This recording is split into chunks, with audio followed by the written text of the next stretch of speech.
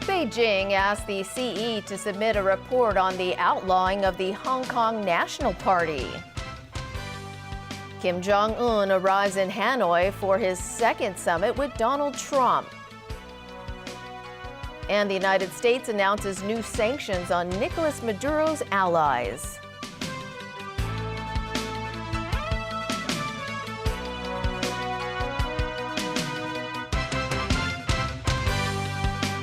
Good evening and welcome. Beijing has officially asked the chief executive to submit a report on the outlawing of the Hong Kong National Party. As Caleb Leung reports, the move comes as Beijing backs Carrie Lam's decision to ban the pro-Hong Kong independence group. Prohibiting the operation of the Hong Kong National Party is in line with our zero-tolerance stance on acts advocating the independence of Hong Kong. Expressing its support in the form of a letter, the CPG gives due recognition to the work of the Hong Kong SAR government.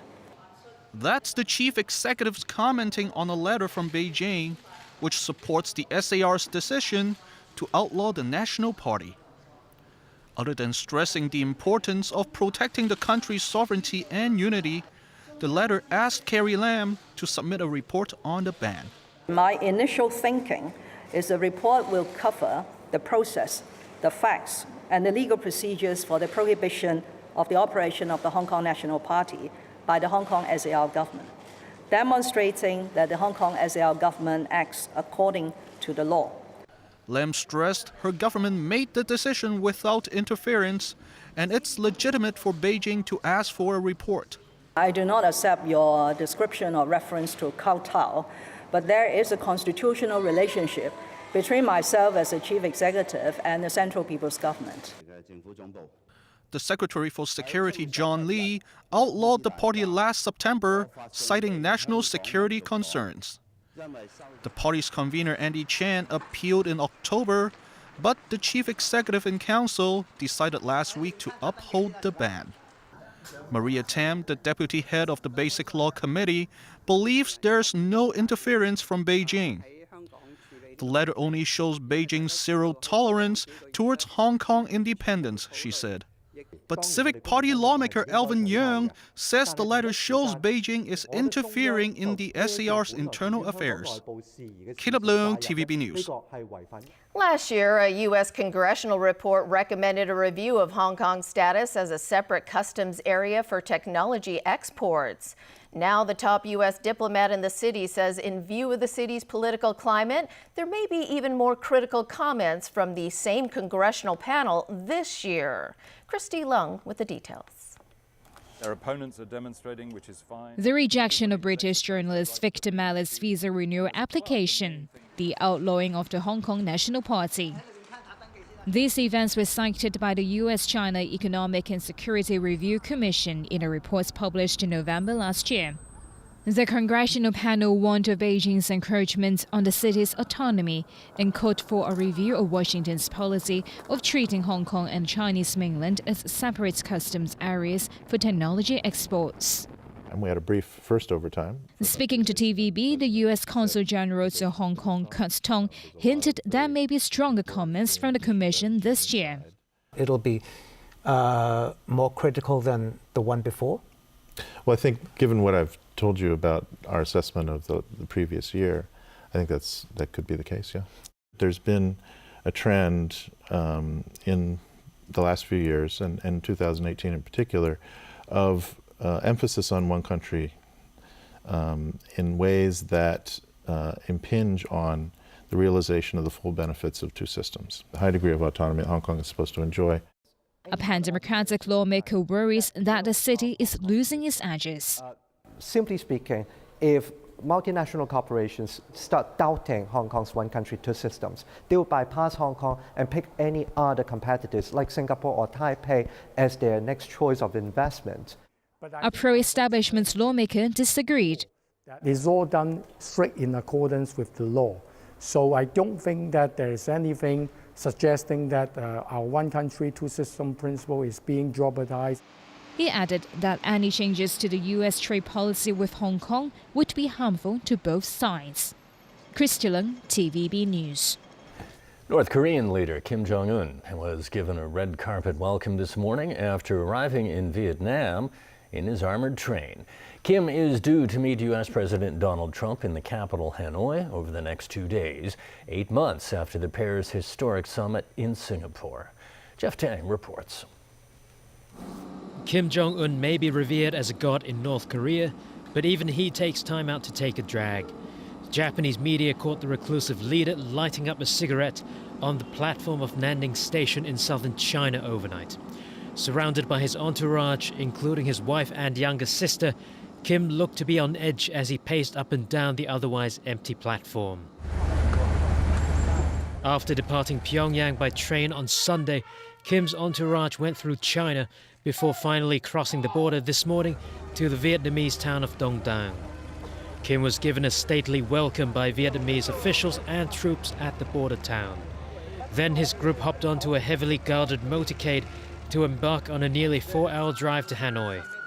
That's where he's scheduled to meet US President Donald Trump over the next 2 days. Vietnamese authorities tightened security measures, shutting long stretches of highways and locking down patches of the bustling capital city. In the historic heart of Hanoi, hundreds, if not thousands, of people lined the streets outside the Melia Hotel to catch a glimpse of the man who has quickly become something of a pop culture phenomenon. But behind what seemed to be a perfectly choreographed welcoming party for Kim, Vietnamese officials said they had scrambled to finish preparations for the summit in about 10 days. In comparison, Singaporean authorities had the luxury of nearly 2 months to prepare for their historic summit last June. Trump is set to arrive in Hanoi later tonight.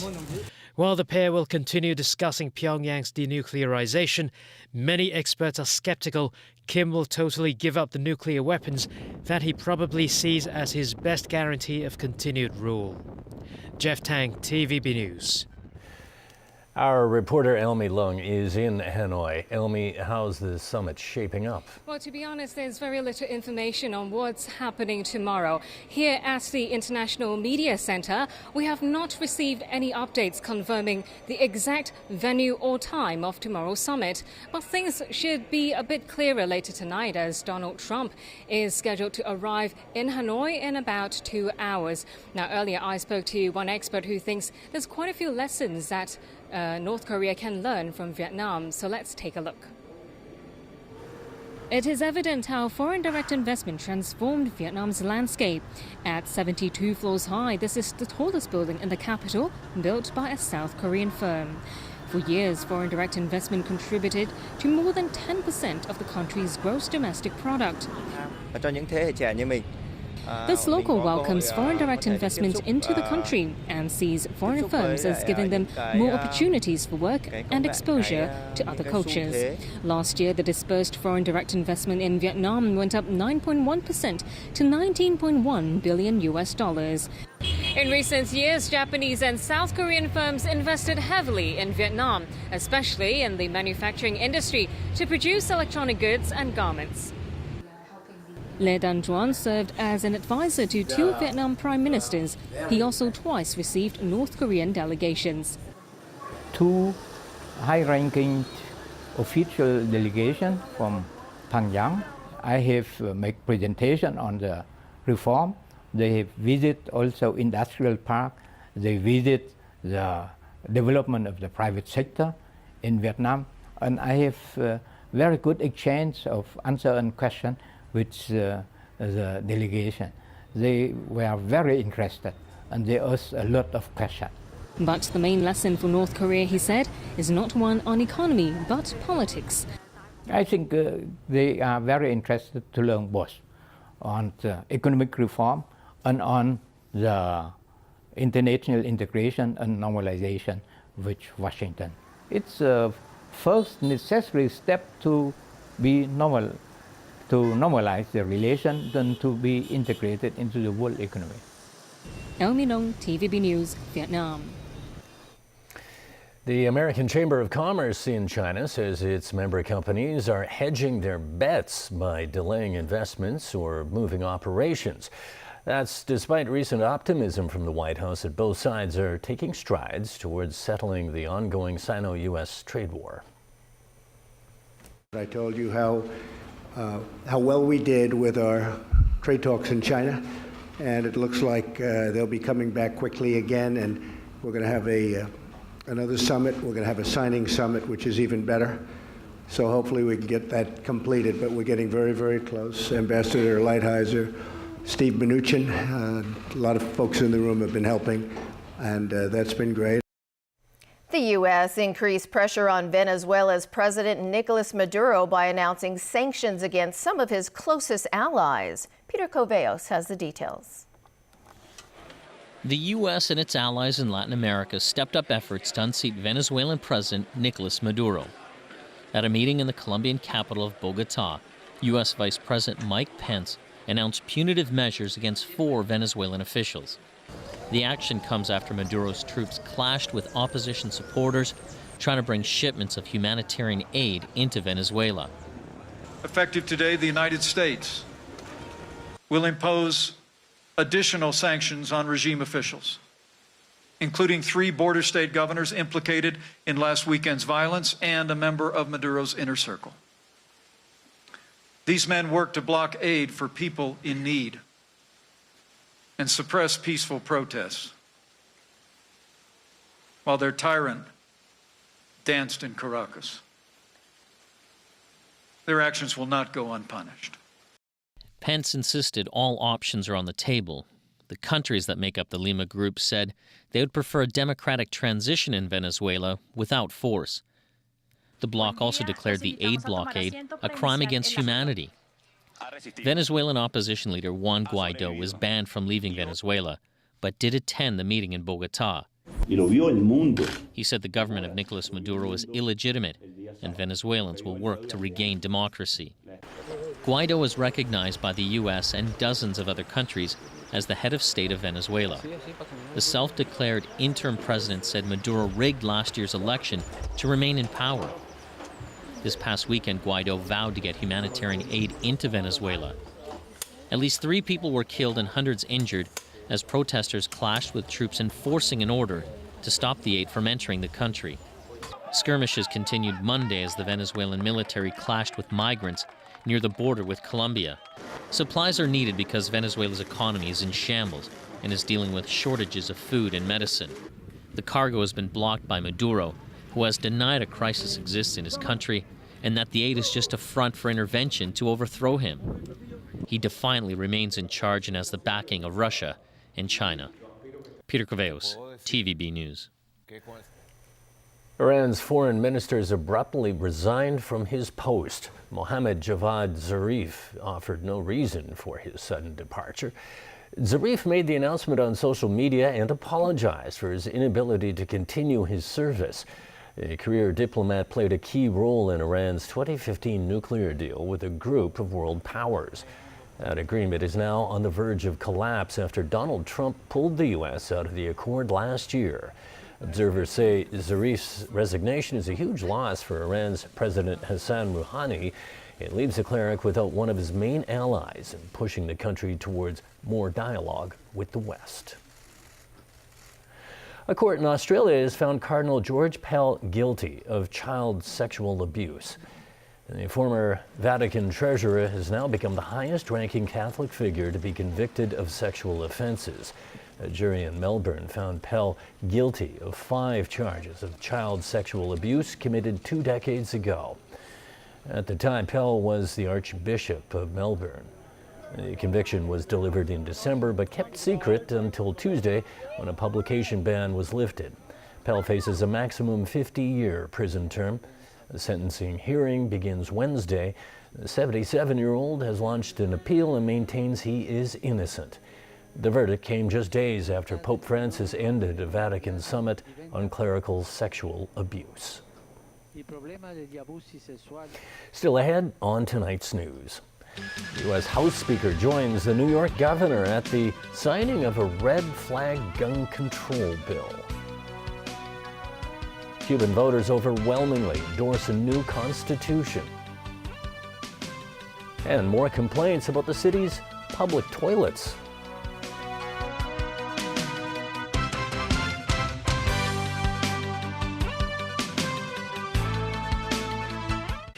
I've seen the books, please. Oh, it's so good to see you. Not your typical pets. It's not a job to him, it's his life. My entire life has been about helping cats. Tonight, Big Cats About the House at 8:30 on Pearl. Nature is a lot more creative than we are. Looking for life anywhere else. There's got to be something else. Are we alone in the universe? Not a chance. Wednesday, Nova Wonders at 9:35 on Pearl. 卓遠 Accolade 香港商標註冊2500蚊，中國商標2000蚊，美國商標6500蚊，歐盟商標11500蚊，提供全球商標註冊服務，免費檢索，請電35212999。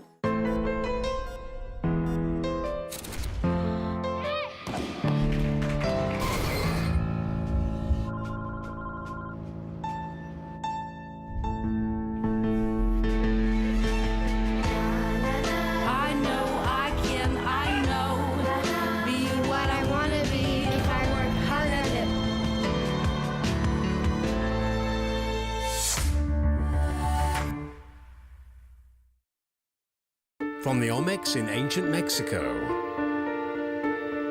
to modern-day artists, what do these beautiful artworks tell us about who we were? Thursday, Civilizations at 9:35 on Pearl Heritage. I have never done anything this important in my entire life. It's a rocky road. This is my worst nightmare. Oh dear. To being named. A remarkable, delicious dish. Thank you, Chef. Monday, MasterChef Junior, Season 5 at 8:30 on Pearl. Find out what the winners really have to say about the evening. On the red carpet after the awards, tonight after the news roundup on Pearl.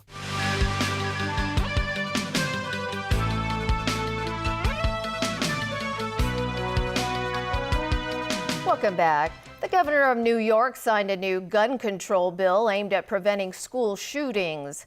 That's where the Speaker of the House announced plans to dismantle President Donald Trump's national emergency for his border wall. The red flag bill that empowers school teachers to do something when they believe something bad is going to happen. Not by giving them guns, which is the president's idea. I mean, how ludicrous a concept. Arm the teacher so when the bad person comes into the classroom, there can be a shootout in the classroom. Andrew Cuomo says this is more of a stop the trouble before it starts bill. So when the teacher sees there's a problem or a family member sees there's a problem and believes that a person could be a danger to themselves or others, they can go to a judge and say, "Judge, please do an evaluation." House Speaker Nancy Pelosi supported Cuomo at the signing ceremony. We just want to identify, prioritize to save lives and save lives of the person themselves. Then she slammed President Trump for trying to build a wall along the U.S. border with Mexico when the real emergency is gun violence. And Mr. President, if you want to talk about emergencies, this is an emergency. Back in Washington, she and Democrats moved quickly to terminate Trump's actions by way of a vote planned for later today. The president's power grab usurps that constitutional responsibility and fundamentally violates the balance of power envisioned by our founders. To defend our democracy, the House will pass Congressman Castro's privilege resolution to terminate the emergency declaration tomorrow.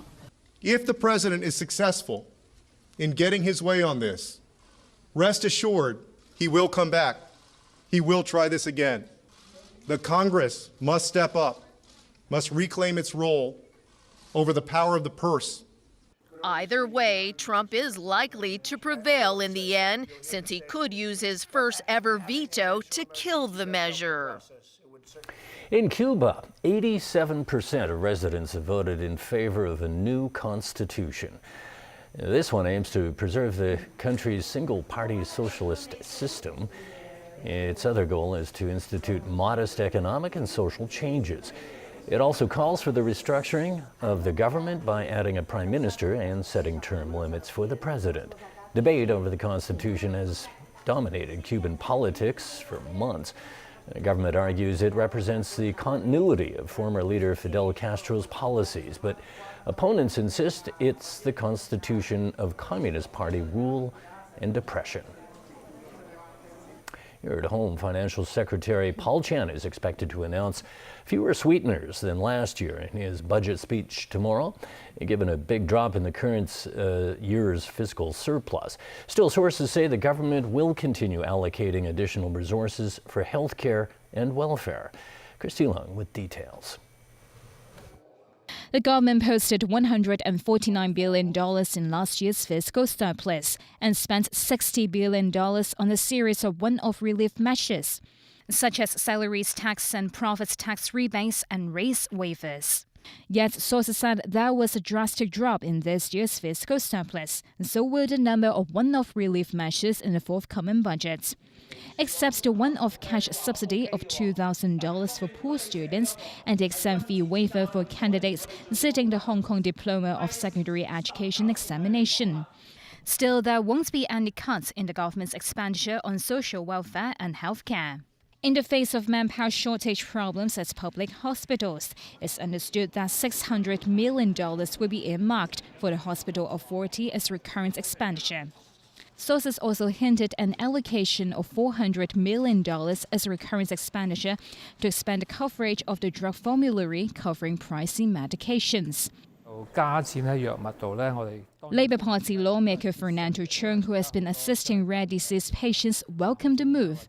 Yet he found the amounts far from enough, suggesting an additional allocation of $1 billion. Christy Lung, TVB News. And a reminder, the Financial Secretary's budget speech will be broadcast live on TVB Pearl starting at 11 a.m. tomorrow. And more complaints about the city's public toilets. The Democratic Alliance for the Betterment and Progress of Hong Kong inspected 67 public toilets around town last month and collected views from users. All are managed by the Food and Environmental Hygiene Department. Major complaints included dirty floors and a strong stench. Sources say the government will earmark $500 million for renovating public toilets. The more problematic ones will be the priority. Right, James, over to you for sports. Yeah, and we begin with that widening scandal for American football. NFL owner Robert Kraft has been charged with 2 counts of soliciting prostitution.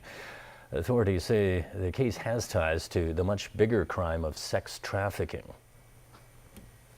These cases aren't about any one defendant or any group of defendants. The larger picture, which we must all confront, is the cold reality that many prostitutes in cases like this are themselves victims, often lured into this country with promises of a better life, only to be forced to live and work in a sweatshop or a brothel, performing sex acts for strangers. Human trafficking is built on force, fraud, or coercion. It is evil in our midst. According to the Palm Beach State Attorney's Office in Florida, the New England Patriots owner made 2 visits to a massage parlor and paid for sex acts. The second time was allegedly on the morning of last month's AFC Championship game. Last week, authorities revealed Kraft was among about 24 people caught up in the sting operation. Soccer now, and Leipzig and Hoffenheim played to a 1-1 draw in the Bundesliga. Hungarian center-back Willi Orban scored a late equalizer for the Red Bulls. Andrej Kramaric of Croatia gave the visitors the lead in the first half. Leipzig remains 4th in the standings, a point out of 3rd, but 12 points behind leaders Borussia Dortmund. Hoffenheim is in 8th place, 3 points shy of the Europa League places. And from all of us, thanks for joining us. Good night.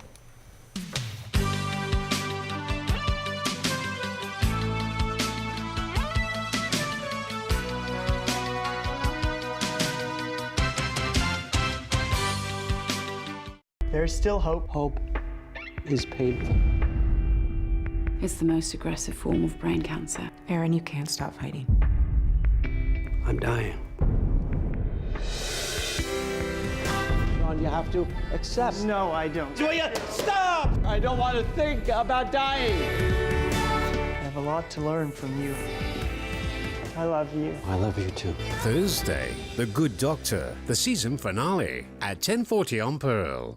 We're learning so fast. People today. This can be a viable way in the future to grow. We're trying to discover things that have never been seen before.